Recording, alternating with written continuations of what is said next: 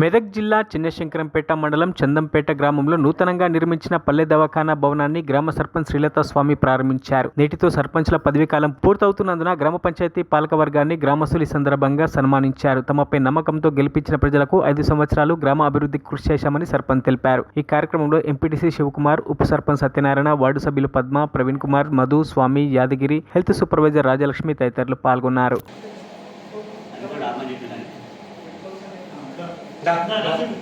నల్లగంటే పెసలోకి ఎంత మేలు చేస్తే అంత మంచిగా వస్తుంది. చందంపేట గ్రామంలో పల్లె దవాఖానా ఓపెన్ చేయడం జరుగుతుంది. అదేవిధంగా మేము మమ్మల్ని ఎన్నుకున్న ప్రజలకు మేము మేలు చేయడానికి వచ్చినాం కాబట్టి వాళ్ళు మాకు ఓటేసి గెలిపించినప్పుడు ఎంత నమ్మకంతో ఉన్నారో మేము దిగిపోయేటప్పుడు కూడా అంతే నమ్మకం వాళ్ళకి కలిగించడం అనే ఉద్దేశంతో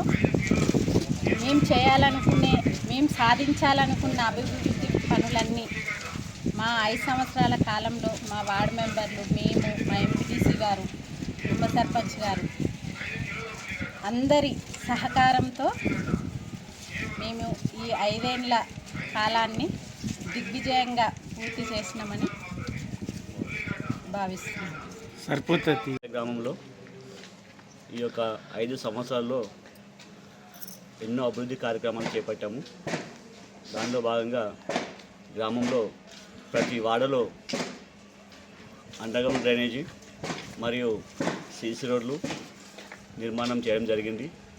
వాటి అంచనా సుమారు 2.5 కోట్ల రూపాయల పనులు పూర్తి చేయడం జరిగింది.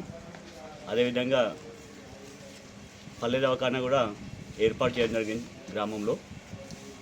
మరియు మన ఊరి మనబడి కార్యక్రమం కింద 36 లక్షల రూపాయలతో పాఠశాలలో వసతులన్నీ పూర్తి చేయడం జరిగింది.